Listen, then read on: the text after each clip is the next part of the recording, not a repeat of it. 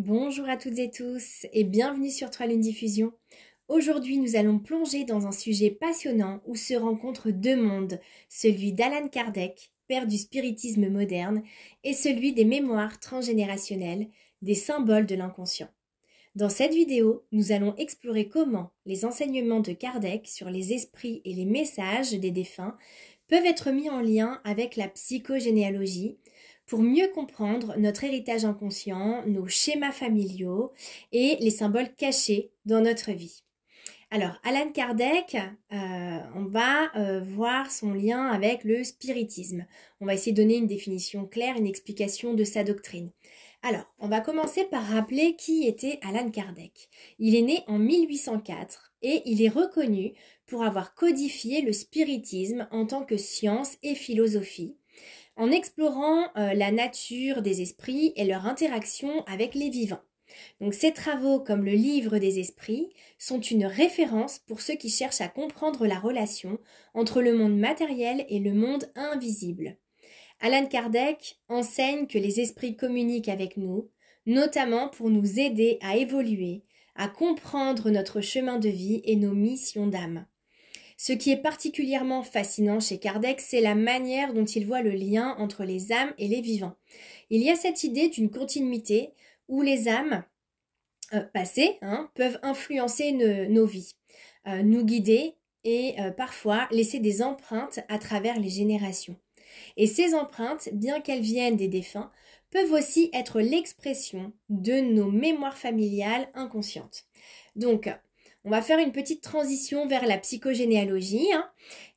Ici, le lien, c'est qu'avec le lien avec la psychogénéalogie, il devient évident. En psychogénéalogie, en fait, on vient explorer les schémas familiaux et les héritages émotionnels, et parfois inconscients, qui se transmettent de génération en génération.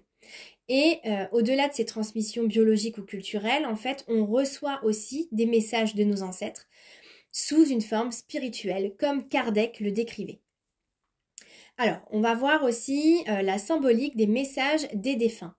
Donc, dans les séances de spiritisme, les esprits des défunts transmettent des messages. Ces messages sont souvent symboliques, donc ça peut avoir un lien avec un objet, une image, un mot répété aussi, par exemple. Et ce langage symbolique que l'on retrouve dans la pratique médiumnique est aussi au cœur de ma pratique en psychogénéalogie. On va prendre un exemple concret. Imaginons que lors d'une séance, un esprit transmette l'image d'une horloge arrêtée. Eh bien, en psychogénéalogie, cette image pourrait symboliser un blocage dans la lignée familiale ou dans la vie de la personne, un moment figé dans le temps ou un trauma, un deuil non résolu qui aurait pu en fait empêcher la famille ou la personne d'évoluer. Eh bien, Allan Kardec nous enseigne que ce genre de message spirituel n'est pas là par hasard. Il est destiné à aider la personne à débloquer cette mémoire et à guérir cette blessure transgénérationnelle. Je vais vous donner un autre exemple. Un défunt pourrait évoquer des fleurs, une rose par exemple, en lien avec un souvenir familial récurrent. Eh bien, en psychogénéalogie, cette rose pourrait symboliser un amour perdu ou un lien familial profond. Alors, ce genre de message, en apparence simple, est porteur de grandes significations cachées, qui, lorsqu'elles sont interprétées à travers les symboles de l'inconscient, eh bien, ouvrent des voies de libération émotionnelle. On va pouvoir explorer maintenant ces corrélations en fait entre les enseignements de Kardec et la psychogénéalogie. Alors, dans les enseignements d'Allan Kardec, on va trouver également l'idée que les âmes réincarnées poursuivent leur évolution à travers leurs diverses incarnations et qu'elles apprennent des leçons et règlent des dettes karmiques. Eh bien, la psychogénéalogie, elle, observe que certains schémas émotionnels, certaines peurs ou blocages, eh bien, semblent se répéter d'une génération à l'autre. Eh bien, ces répétitions sont souvent le signe que quelque chose n'a pas été résolu et que des mémoires inconscientes continuent à agir en nous. Alors, on va voir que l'un des points communs entre ces deux pratiques est l'idée de libération. Pour Allan Kardec, comprendre les messages des esprits permet de progresser spirituellement. Et en psychogénéalogie, bien décrypter les symboles inconscients permet de se libérer des schémas qui nous enferment. Donc l'un et l'autre en fait visent à une évolution de l'être et à une meilleure compréhension de soi et de son histoire. Maintenant, on va voir que les symboles de l'inconscient et le transgénérationnel peuvent avoir des symboles récurrents et on va voir un petit peu comment interpréter tout ça. Donc dans ma pratique, je vois souvent des symboles qui se répètent dans les rêves, les souvenirs ou même dans les objets du quotidien. Eh bien, Alan Kardec lui-même explique que les esprits utilisent ces symboles pour nous guider. Par exemple, le symbole de la porte fermée revient souvent. Ça peut représenter un blocage, une trahison difficile, ou bien un secret de famille qui n'a jamais été révélé. Et donc, je me souviens d'une consultation où une personne que j'accompagnais voyait régulièrement l'image d'une clé dans ses rêves.